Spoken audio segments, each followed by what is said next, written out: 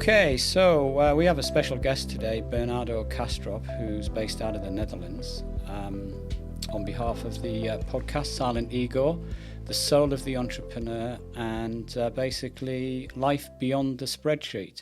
So we're not going to really talking about numbers too much today. But Bernardo has got an impressive background. He's a philosopher and an author. He's got a PhD in philosophy and computer engineering. He's written a whole raft of books and fundamentally co-founded a company many moons ago called Silicon Hive, which was subsequently sold to Intel. So we're in great company today. Bernardo is basically incredibly well read, and we're going to touch on some very interesting subjects. So hopefully we'll find it enlightening. I think that's the outcome we're looking for. So I'll start with the end in mind with Bernardo, which is a question about the future of life as you see it, feel it, and sense it. And with all those wonderful books that you've written, a bit of an emphasis on decoding Jung's metaphysics, very interested in exploring that.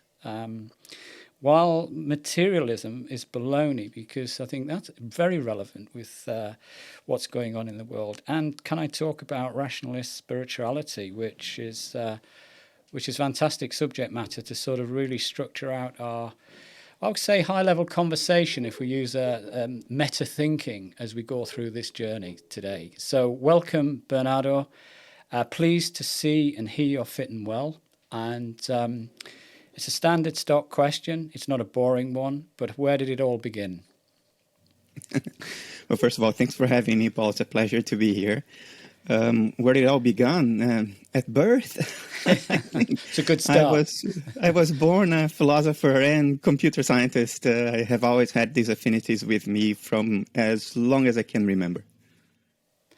Very good. So take us through the journey of, particularly the sort of the business life that you've been involved with. And, obviously, I know that when we spoke a couple of weeks ago now, we started talking about technology and how it was past tense, was supposed to advance us many years ago in the way that we live today, etc. So just picking up on that thread, it'd be interesting to sort of get your view on, this technology revolution we're involved with right now and all the associated ramifications around capitalism, spirituality, and the general meaning of life. In layman's terms, it would be really good to hear your view.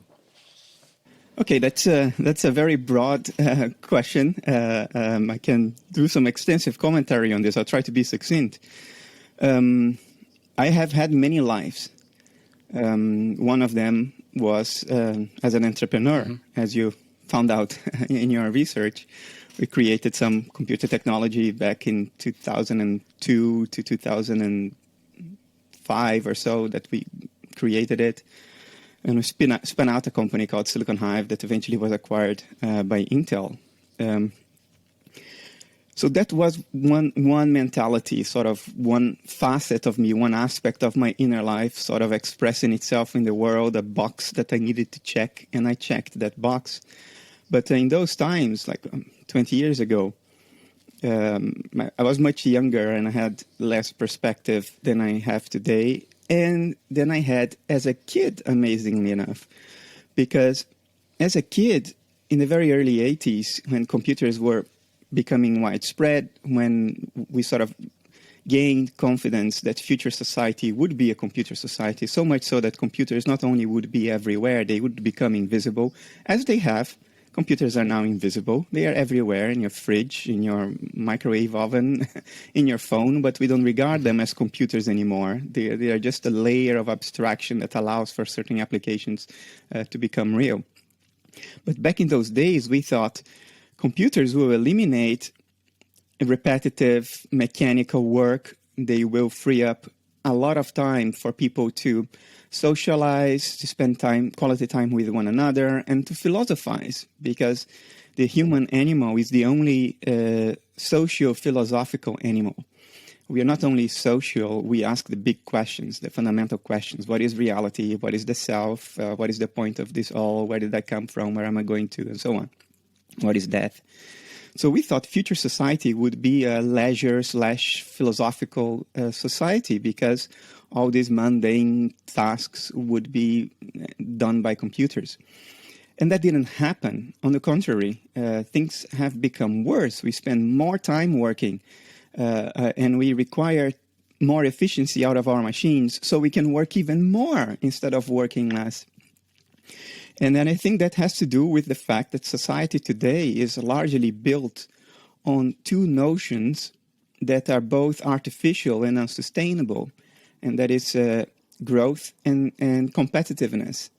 Maybe there was a time in the late 19th century when we could assume, based on the technology available at the time, that the Earth was an infinite environment. So we could talk about growth, but now we know it's just a little ball. The Earth is not growing. You cannot grow forever within it without wrecking yourself. And the other one is competitiveness. Maybe there was a time in which competitiveness would sort of keep us sharp, would force us to draw the best out of ourselves. And there is an argument to be made about that. But when it goes over the top, it becomes dysfunctional. And I think that's what you're seeing now. People working themselves to death to compete in an artificial game that is not part of nature, and to achieve a fictitious goal that never comes. Yeah, it's an interesting one. I'm pleased you see I'm in absolute violent agreement with you. So we see it. I mean, obviously, we've trod similar paths. So in many senses, I've had a lot of experience in, supporting corporate growth, SME growth, et cetera, and with the sister business Agility.life, which is all about liberating the world from work. The subject you're touching on is a very sensitive one right now. With the power of technology, which I call it, we're in this sort of chapter of our existence where hopefully we are moving away from fear, fight and competition, more aligned towards truth, trust and collaboration. Whether we make it or not is another story, but I think we've got the vote. It's what we not necessarily it's not necessarily about what we do, it's more about the way we think. I always coin the phrase, the currency of the 21st century is the way you think. And it'll either flow with you or it'll flow against you. It's your choice. So picking up on that, Bernardo, in many respects, that kind of, weaved back to our conversation with Andrew Holicek, who we had the pleasure of coming on this podcast. I believe we're on this precipice of moving, hopefully, into a more leisure-centric society, but in a more considered way. So you'll know this better than anybody, given your professional background and your what I would call your existence. Let's call it that. The reason you exist is for this big movement that's coming, which hopefully will lead us into what I term leisureization, where technology supports humanity, not the other way around. So with that in mind, talking philosophical and looking at sort of some of your books as an example, decoding Jung's metaphysics, where does the ego and the archetypes and the likes play into this from your perspective? The archetypes are always playing everywhere. In every great movement of humanity, you have the collective archetypes. And in our personal lives, the archetypes also manifest themselves in our choices, in our emotions, in the course we give to our life. What is an archetype? An archetype is just a natural template along which mind preferentially flows. In other words, these are the harmonics of mind, the notes, the natural notes, the resonant frequencies of mind. And of course, being mental, they have certain qualities, certain mental themes to them.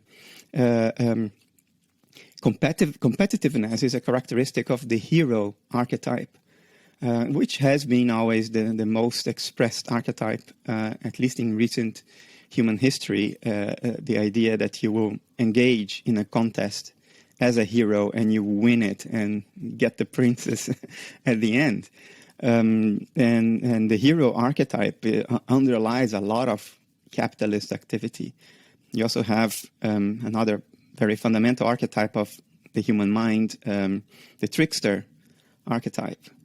These are things that we should not feel ashamed of. They are us. These are just names. Archetypes, heroes, and trickster. These are just names we give to our modes of operation, modus operandi. That is imbued in us by nature. It's what and who we are. There is nothing to be ashamed of. But we also happen to be metacognitive animals. That's what differentiates us from the rest of nature. We can think about our own thoughts. We can sort of step out of ourselves, out of our instinctual flow, and judge ourselves, pass judgment on our own thoughts, emotions, and actions, and look in the mirror and say to ourselves, well, I know you have this tendency, this disposition, but this is not all right if you take it so far.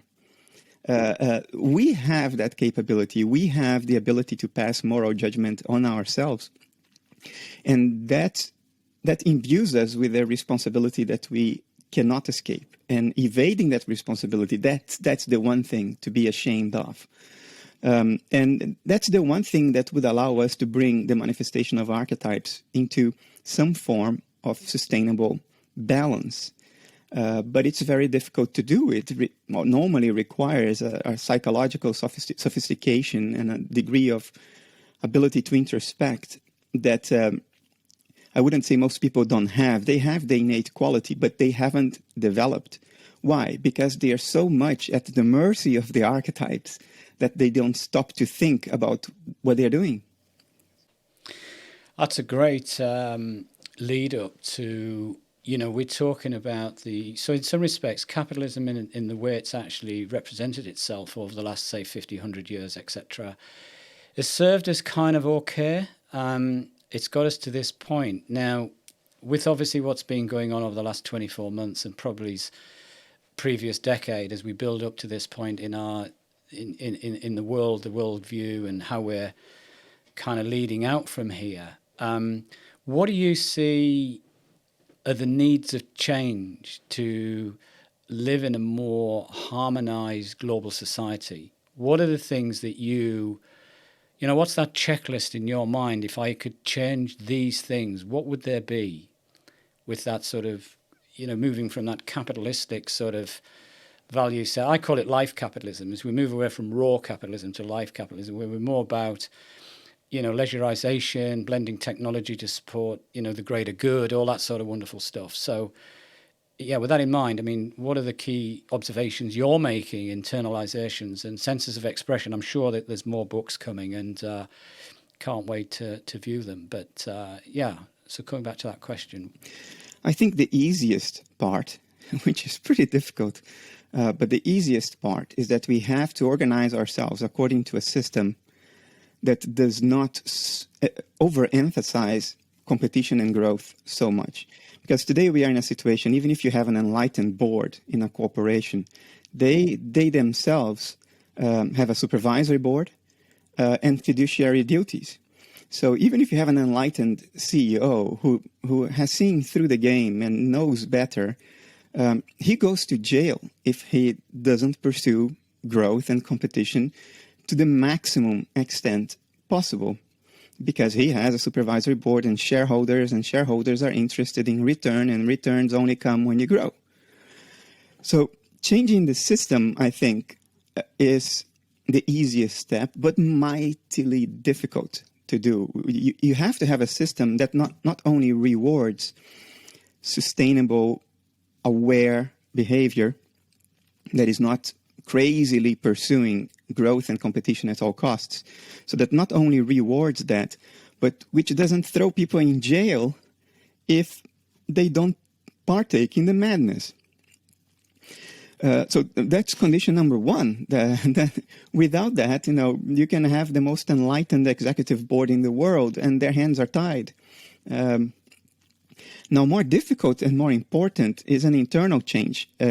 We are suffering from a psychic health epidemic, some of which we recognize, some of which we don't. We recognize that depression is rampant, that anxiety is rampant. We recognize that people are popping more psychoactive pills than ever before, even though these pills exist since the 50s. But there is an aspect of it that is completely unrecognized. It's probably the most damaging part. It expresses itself in a number of different ways, one of which is we are in a culture in which plausibility is manufactured. We have lost contact with our innate sense of plausibility, what is plausible and what's completely implausible. We all have an intuitive sense of that because we are natural beings rooted in nature. So we have an intuitive sense for what sort of is consistent with nature and what is not. That's our natural sense of plausibility. But we live in a culture in which we completely overwhelmed our natural sense of plausibility with a manufactured sense of plausibility that is enforced by the media, by academics, by the self-appointed spokespeople of science. And to give you an example, it has become culturally plausible in a completely artificial way that you can build a silicon machine called a computer that will have a conscious inner life just like you and I have. Even though that thing doesn't metabolize, it's not carbon-based, it's silicon-based, it's a simulation of human mental patterns. But of course, a simulation is not a phenomenon. It's not the phenomenon that it simulates. Otherwise, if I simulated kidney function on my computer would urinate on my desk, but it doesn't. Why? Because a simulation is not the phenomenon it simulates. But when it comes to consciousness and mind, we completely lost sight of this obvious implausibility of the notion of artificial consciousness. And this goes on and on. Materialism is an internally inconsistent metaphysics, the notion that the world out there, which it certainly exists, that there is a world out there, I'm not questioning that. But to say that the world out there is something other than mentality, even though all we ever become acquainted with is mental, to say that it's not mental, it's something else, is a terrible proposition, both according to logical and empirical grounds. It's self-contradictory, it lacks explanatory power, it faces all kinds of insoluble problems, one of which is the so-called hard problem of consciousness, and yet it is considered a plausible metaphysics, although it's obviously flawed. It's been contradicted left and right in foundations of physics, in neuroscience of consciousness, in analytic philosophy. So that's a more difficult thing to change, Paul, to render human beings more introspectively aware of what they are doing in their own minds, more aware of their hidden assumptions, of the manufactured sense of plausibility that they have adopted and overwhelmed their natural sense of plausibility. I think that will only change when a new generation comes up. And I think the millennials may be that generation. Well, let's hope so. So let's sort of just wind back a little bit. I mean, we're talking about capitalism and, public companies as an example, listed businesses, share price, stock markets, the root of it all, really, which has took us hostage to subserve these numbers that nobody really wants, right? So that's that piece. And then, and I call that like money is creating weakness. It's not strengthening us. So this pursuit of money and power, or money or power, I think it's now got to the point where it's power versus money. Money is immaterial. It's all about power for some reason. And I think there is a word that I don't hear a lot in business from my perspective, and that is we have plenty or we have enough. It doesn't seem to come into the vocabulary because society from a corporate point of view, so if I look at the corporate exec, is being paid to be positive for quite a long time. So he's lost himself in that mindset of I have to be seen to be, and then weaving that into this kind of whole synthetic archetype, this false self. But I think we're on this, from what I'm picking up, there's a lot of people, and I'm speaking from experience from my Zen agility business practice at the moment, where I'm meeting a lot of corporate execs saying, get me out of here. I kind of have no meaning left in my life. And these are people that sort of between the ages of 45 and 55 is a typical sort of example. So it's where they've started to realize that the ego is not serving them. And there's this thing in their chest that's beating, that's saying, I want to do something different. I want to do it in a different way. And there's three words that are coming out is patterns, purpose, meaning, and completion. And it's kind of like a census. And you and I are, obviously listening to, the world as it sits at the minute and what it's looking to aspire to, the next realm of, can we call it capitalism? I'm not a big fan of the term anymore. I think it's past its sell-by date. There's got to be something else that substitutes it, but has meaning for sustainability. So the other point you're making there, which I've picked up on, is basically, are we dying of ignorance? Because we know what to do, right? Yeah, but in biology, there is this system of behavior, or a system for coordinating behavior across individuals that's called Stigma G. Right. It's what ants do, for instance, in which collective behavior emerges bottom up from cues provided by the behavior of other individuals. So they all sort of fall in line with the collective behavior, while in fact their individual behavior is what's setting the collective behavior. It's called Stigma G. It's not a conspiracy theory in the sense that there is no cabal at the top enforcing the behavior. It's emergent behavior that arises from individual cues. So this happens, for instance, today in academia when it comes to the metaphysics of materialism or mainstream physicalism, which is a technical term. A lot of academics who never thought about the problem or who are not convinced materialists or physicalists, they fall in line with the Stigma G that tells them that if they behave in a certain way, in other words, adopting materialism, that they stand a higher chance of being promoted and publishing papers and not being ridiculed. Now, there is no cabal that will punish them if they are not materialists. It's just this Stigma G, this bottom-up emergent set of rules about how to behave such that your behavior will be rewarded. And we are all slaves of it at the same time that we are all enforcing it. We are both the slaves and the enforcers of this behavior. And that's what makes it so difficult to change, because it's not only materialism, it's runaway capitalism that arises from this form of bottom-up Stigma G, because if you are a CEO and you have other colleagues, CEOs playing golf with you, and if you're a member of a board and you're meeting people that have similar jobs, that's the value system. That's the set of rules that you sort of have to sponsor in order to fall in line with the emergent collective behavior and be appreciated as a member of that social group and be rewarded for what you do. And so even if you know better, it's very difficult to disentangle yourself from that network of Stigma G. And that's something we will have to learn how to do, because we are about to kill ourselves as a civilization. We are not going to kill the planet. Even if we ruin the planet, give it 1,000,000 years and it's full of forests and animals again. We are not going to kill even the species, because there is always the African Bushman, the Inuit, the Australian Aboriginal, who have the skills to survive even in the absence of electricity, communications, and piped water and all the things that we no longer know how to live without. But we can ruin our civilization, and we are very far along the line of ruin. And this is a Titanic with a lot of inertia, and that inertia is the Stigma G. So how do you escape that? Yeah, I don't know.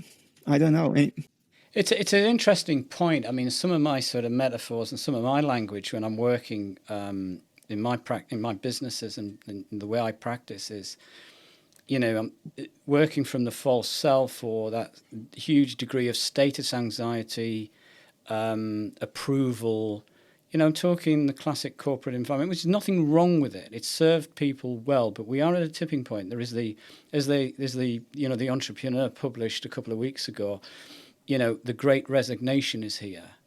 People don't want to belong to those environments anymore. They used to call it culture. People are now starting to think about new ground. Where can I seek, the new me? It's that sort of. So the mirror is arriving. People are starting to think and look at, self. I mean, obviously there needs to be more of it. There needs to be a pandemic of it, if I've got to be honest with you, if you want to call it that. But, just stepping back to consumerism and consumption, that big word for me, consumption and, materialism, I have that question now, who's consuming who here? Yeah, I think, are we eating ourselves, right? In a raw sense. So there's that. But we go back a good few years, and you might be able to quote this better than I do. So remember Edward Bernays, the propaganda man, yeah? The white goods guy, the market, the guy that designed propaganda was paid by the American government a lot of money to make that happen. This is the consequences of all that sort of status and comparable and competition and, the fear. It's what we've been fueled on for such a long time. Your point's incredibly well made is how do we actually switch, if that's the term? You hear these terms, the Great Reset and all the rest of it. And the reset for me means we've got to stop and then start again. So how are we going to do that? It's some really big earthy questions there. And who's going to lead these initiatives? But comes back to your ants piece. I really like that because somebody somewhere with that primal sort of view, we've got to stop following each other and actually start to be more unique within ourselves and have more original expression. Stop conforming to something that we innately know isn't right, but we are frightened to actually go in to find out, right? I think that's kind of like my view of it. But if you were to, and you're a very intelligent man, Bernardo, there's no two ways about it, and your philosophy is excellent, your outlook is amazing. What would you do if somebody gave you the mandate, the responsibility to say, right, we've got to fix the planet now, in from your perspective, so if we're talking about, for example, team selection, right, you can't do it on your own, right? Who would you pick to work with? Oh, that's a difficult question, Paul. Look, history has taught us that top-down change is seldom effective. If you enforce change from the top, you will think that it worked, but once the enforcing mechanisms relax, everything goes back to how it was before. So that's why the problem is so difficult. But what I would do is I would give, if I had the resources to do that, I would give a lot of mainstream media visibility to the brave souls that step out of the stigmergetic mechanism, who have the character to say, no, I know better, and I would do things differently, even though my actions may be ostracized by my social environment. So you'd give a lot of media visibility to those people in order to plant in the psyches of the rest of humanity the notion that that's a valid avenue as well. You set an example by making those courageous souls that act on their knowledge as much visibility as possible. So that's one. Another point is to understand that this psychic epidemic has the characteristics of an addiction. It's literally an addiction, and therefore it's as hard to overcome as an addiction. The human will, it historically has gone through a number of different phases, which you see reflected back in philosophy and psychology. So to give you concrete examples, we started with Freud's will to pleasure. That's the Freudian view that everything we do, it's because we want to have sex. It's a very primordial will drive in the human species. After that, we developed the Nietzschean will to power, the idea that life is about controlling as much as you can do about yourself and others. It's the will to power, the will to control. We are in that stage as a civilization. We've gone beyond the will to pleasure, and we are now in the will to power. And you see that very clearly in the lives of some very rich, powerful people. You would think that, if you have billions in the bank, you would be, swimming in a different ocean every week. And just enjoying your life and have 30 different sexual partners. And you would disappear from the game because you don't need to play the game anymore. But what we see is that it's the contrary. People are more and more and deeper in the game. They're trying to make the next billion, or they're trying to get to space before the other billionaire, a week before, as the case might be. So it's a full-on will to power game right now. But is there something beyond that? Of course, we have Viktor Frankl's will to meaning, which is the mature will. The mature will is the will to meaning. Well, some in the East would say the mature will is the will to nothing. But that's too far for the Western mind. It's not something we can relate to, and will not be able to relate to that anytime soon in the Western mind. So let's stick to the will to power. The will to power is the elderly attitude to life. But what have we done? We have killed our elders metaphorically, because we regard old people now as dead weights for society, while preliterate cultures worldwide have always known that the elders are the source of wisdom. They are the ones that are most connected to the ancestors. They are the ones that have the experience. They are the ones that know what's actually going on and know the traps we create for ourselves and fall into. But we've killed our elders. We have elevated adolescent values to the peak of the mountain. Even very powerful old people now, what do? They want to have the 20-year-old girlfriend and do plastic surgery and all kinds of illegal treatments for sort of reversing their biological age. This is happening, and there are conferences about this. So we have elevated adolescent values to the peak while marrying ourselves blindly to the will to power, and allowing ourselves to become fully addicted to that. So the pattern you see is that we are a adolescent civilization fully addicted to its adolescent value system, the will to power. So we have to be treated from within, treated between quotes, from within, in a way that borrows some cues and guidelines for how people are treated for addiction.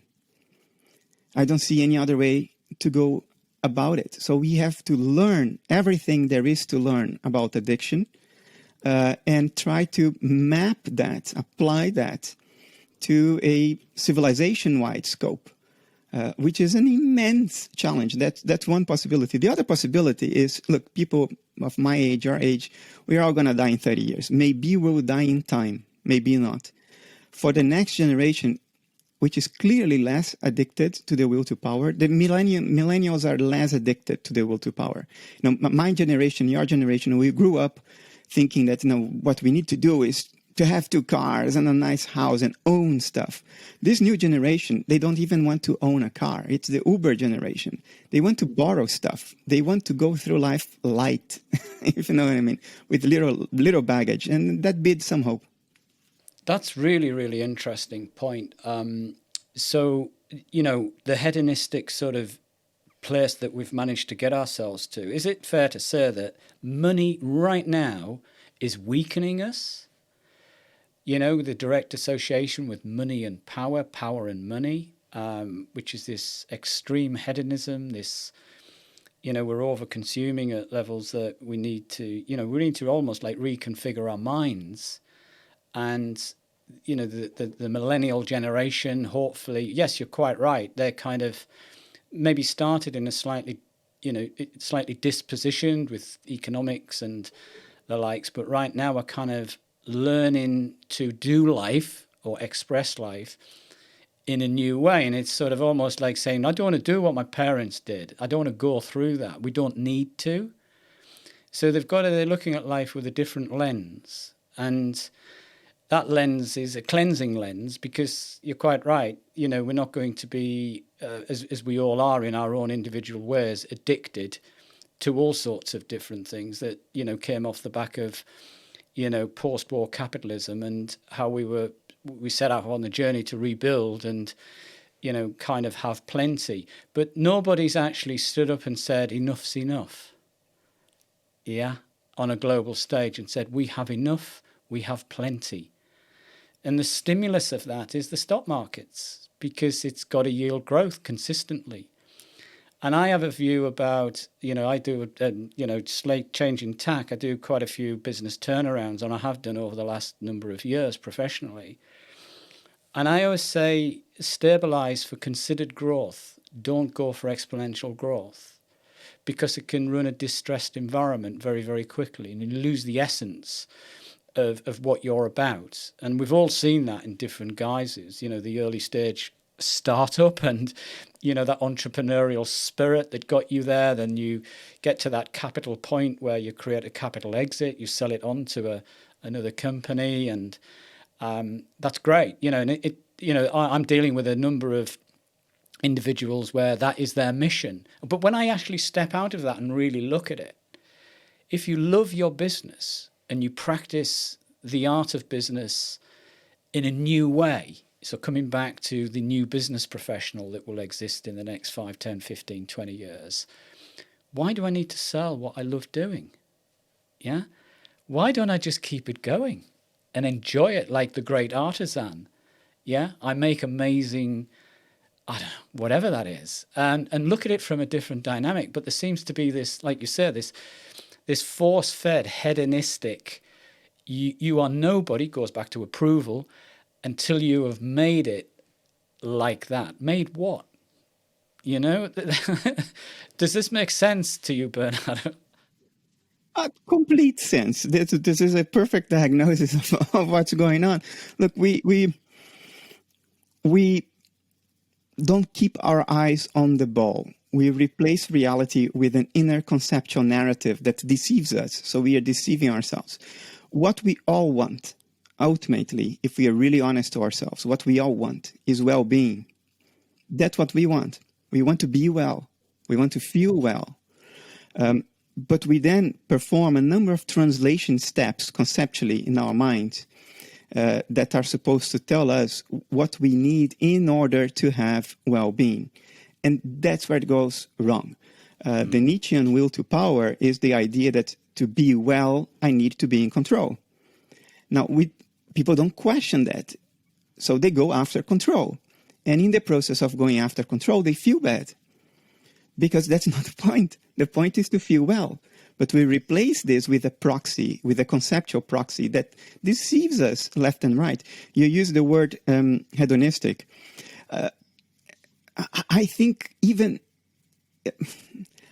we're more lost than that. Because you see, if hedonism were the name of the game, if we thought that our well-being can be purchased through a hedonistic lifestyle, people would stop after the first billion, or maybe after the first 100 million or the 10 million, depends on the person. For me, 1 million would be the point where I would stop. And I stopped. Because, after, let's take 1 billion. After the first billion, whatever else you have, you cannot possibly use for extra hedonism.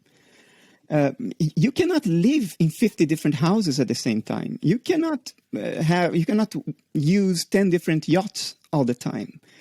You know what I mean? You just don't have enough lifetime to be able to use more than that billion or that 100 million, if hedonism were the name of the game. So why do people want more? It's because it's power.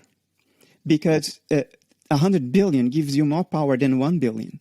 With 100 billion, you have a degree of power that should be given only to legitimate governments. But now you are, as a non-elected person, wielding more power than dozens of elected governments around the world, because you have over 100 billion. And sometimes that works because of the character involved. Arguably, that works in Bill Gates. Look at what he's doing. I know now a lot of your listeners will say, oh, Bernardo, you're so naive because most of his money he's not putting in charity. And you may have a point, but you see what I mean. That may work, but it may also not work in a terrible way. And the question is, do we want that as a society? Do we want to throw those dice? Because after a certain threshold, it's no longer about enjoying the fruits of your work or the value you produced from mankind. After a certain point, it's about accumulating control. And we are bloody addicted to control as an adolescent civilization. We are no longer kids because kids are hedonistic. We are like very young adults in the self-affirmation phase, trying to self-affirm their role in their social circle. And the way to do that is to accumulate power. So our entire civilization is driven by this immature, adolescent, young adult attitude. Everything is governed by this. That's a problem.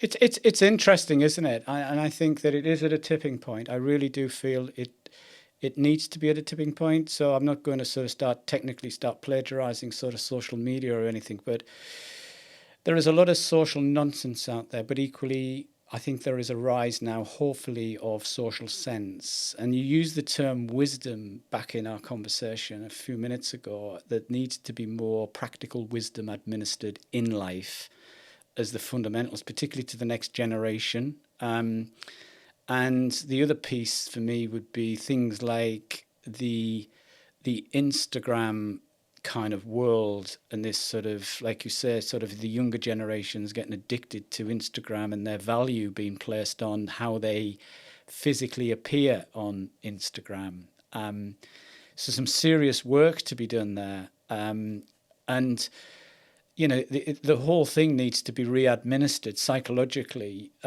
With it's almost, you know, computing now and social business strategies or social media strategies, should I say, need to come with a health warning.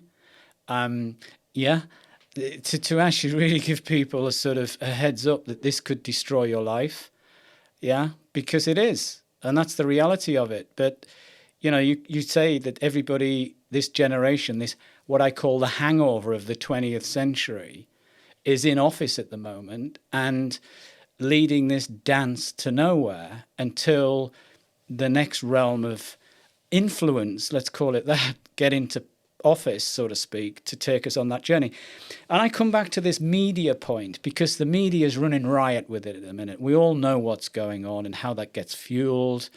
You know, the conspiracies and the truth. Is it really, are we reading something today that's factually correct, or is it just baloney?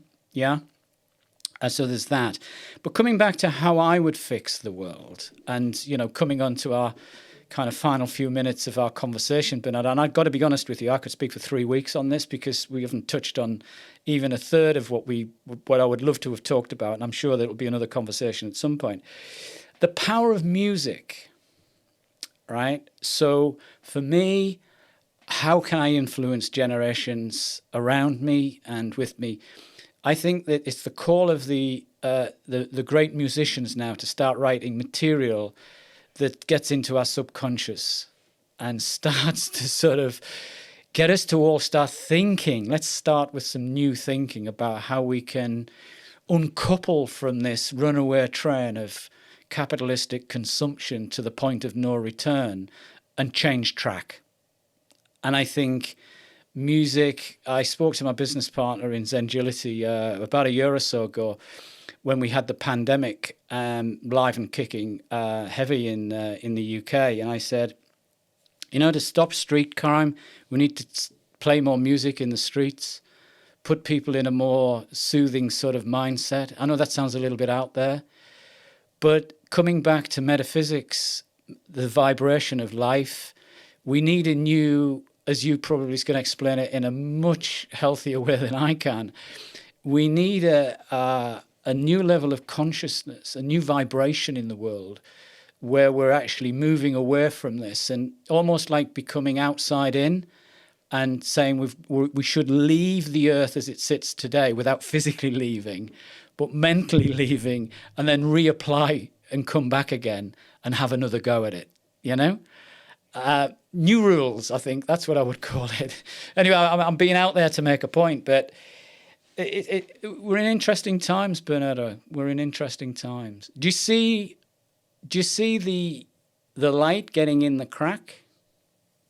Yes, but it's also what I fear, because life and nature have a way of maintaining their homeostasis, maintaining their equilibrium, their balance. Right. So a cure always comes. The problem is that we will not like the cure, because we never do. So even in individual lives, life always has a way of setting you straight. So if you are drunk with power, indulging your addiction to the will to power, life comes and pulls the rug from under your feet and shows you, look, not only are you not in control right now, you have never been in control. But we don't like that, because that could be a terminal illness. That's life's way of telling you, you think you're in control? You think that by doing what you do, you've eliminated every threat? Let me show you something. Let me show you a thing or two. So we never like the cure, because it's a terminal illness, it's a divorce, it's the loss of a job. It's stuff that we don't want. It's stuff that makes us suffer tremendously. But life has this way.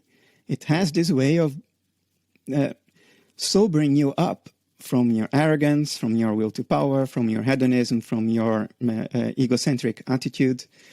Now, the same thing may very well happen at a civilization level, not because there is a superior being passing judgment and watching and moving the pieces on the board to teach us a lesson, but because that's how nature works. Nature will seek some form of homeostatic balance.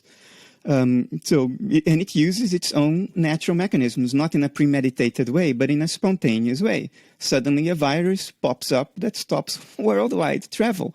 Was that some thought through idea from a god to correct our ways? I don't think so. I think this is a spontaneous, emergent thing that happens in nature. And because our civilization has been abusing travel to unbelievable extents, what happens is that when a new virus pops, which it always does every now and then, it spreads around the world in a month.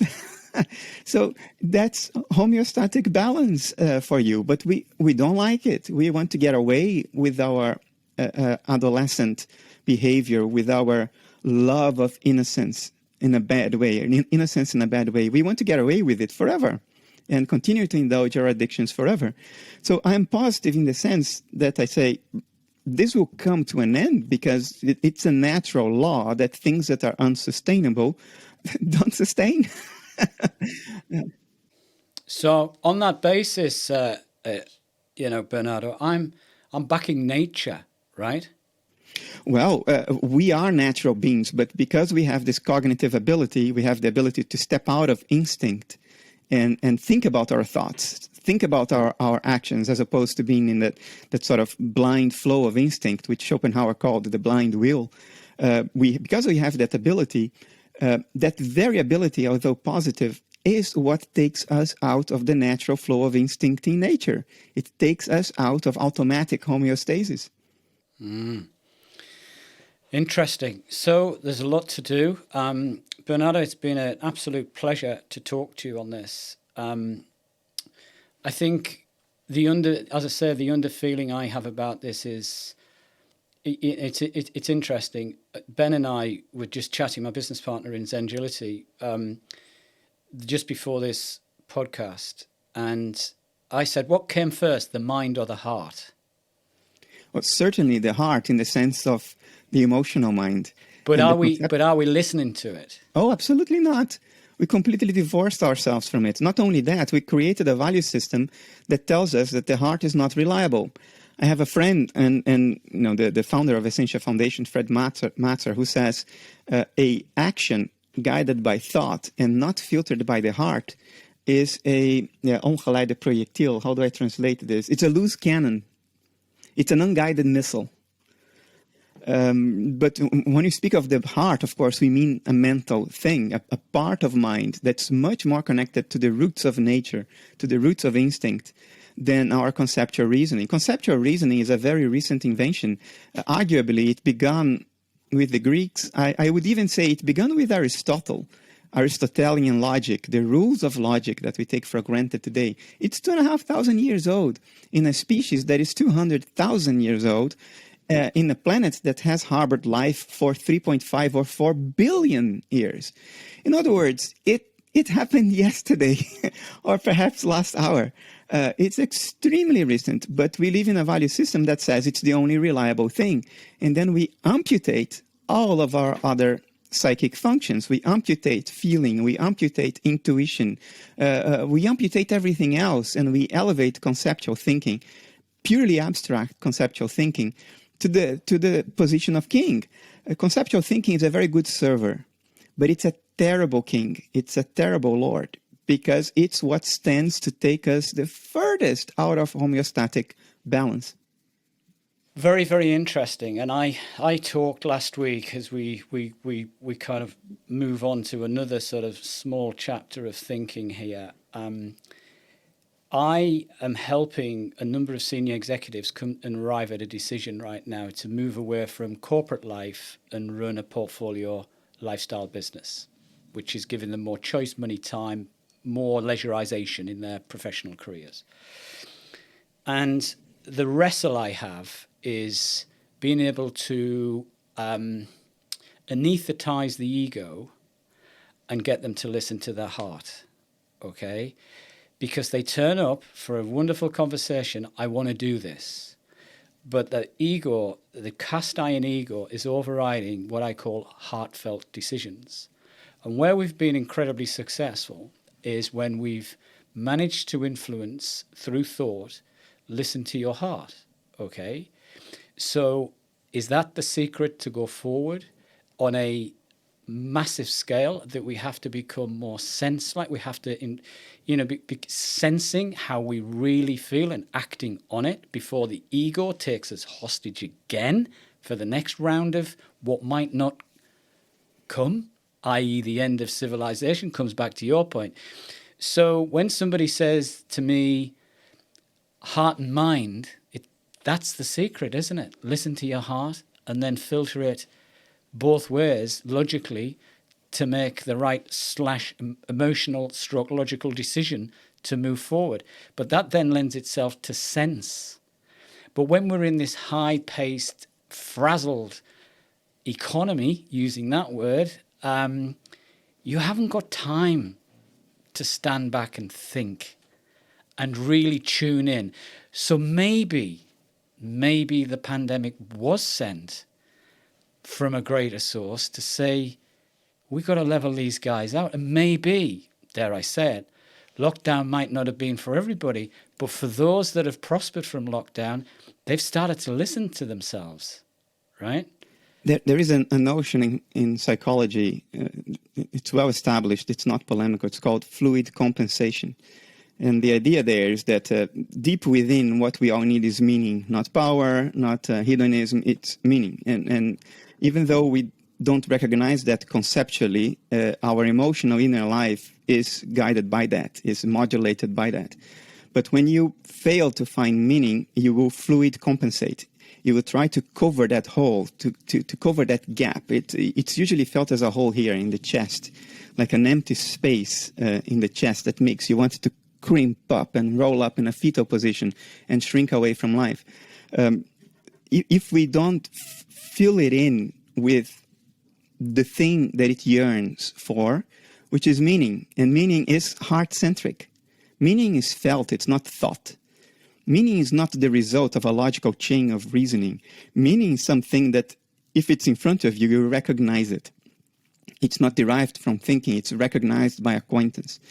If we fail to make acquaintance with that, we will somehow fluid compensate and try to cover that hole in some other way. And that's the source of addiction. Addiction is when you fail to fulfill your deepest desire in the natural way, so you try to do that in an unnatural way to get away from that tremendous feeling of emptiness that is always there in us, but we do everything to distract ourselves from. That's what addiction does. It's a sort of an artificial replacement for that done through through fluid compensation.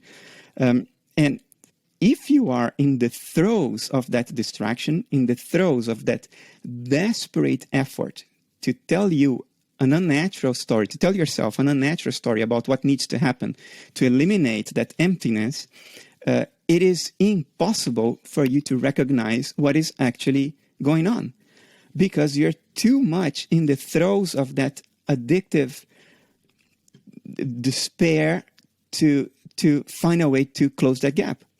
And we do that through the will to pleasure and the will to power, most of all, or simply through numbing, which is very big in society today. Look at what cinema has become. Cinema has become the number 2 numbing industry in the world today. Number 1 is the drug industry, the pharma. You go to a movie now, there is no meaning anymore. There is no character building. There is no life story. It's all action, noise, high speed, special effects. It's like it numbs you, because it's becoming stronger and stronger and stronger, because that's the addiction. An addiction is defined by something that you use, and next time you need to use more of it to have the same effect. And next time after that, yet more in order to have the same effect. You see that pattern everywhere. It's more and more and more and more power, more money, more action, more drugs. We will never see the real root of the problem, which is we have a hole in our chest. And that hole can only be truly fulfilled in a natural way. And that's the heart. So with that in mind, Bernardo, I'm going to draw our podcast to a close. It's absolutely amazing, this conversation. It's at such a level, I think, it'll resonate with a lot of our listeners and viewers around becoming more heart-centric. I think the new boardroom now is home is where the heart is, and we call it kitchen talk. There's a lot of board meetings going on in the kitchen these days. So with that message in mind, we touched on God. So I'll say this in relation to God. There's an old saying in the world, whoever's out there making the plan, God laughs. All right? So nature will win if there is a win, yeah? Or we will find balance at the end. So my parting statement, it's been an absolute pleasure and delight, Bernardo, to talk on this subject. I think there's lots of juice points, and there is so much more we could express and move forward with. For our listeners and viewers on books, is there anything that you could recommend that our listeners and viewers read to help them on their journey from your material over the years?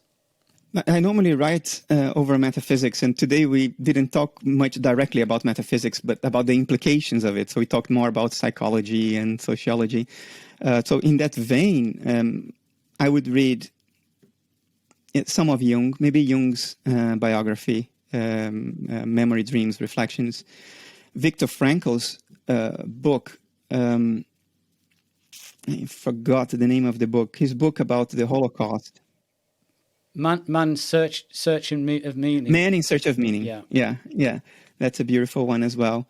But, beyond reading can also be a distraction. It can draw us away from ourselves. Beyond reading, I think introspection is the one commodity that we mostly lack today. Is honesty to ourselves, is less out there and more in here. And if we did more of that, I think we would stand a better chance to salvage this civilization. I completely agree. So my message is, let's go in to come back out. And that's our parting message. But on that subject, I'm going to say, next time, Bernardo, we're going to talk about metaphysics. Sure. And that's a whole new world, literally, which is fantastic. So with that in mind, let's tune in the future, Bernardo. It's been a pleasure.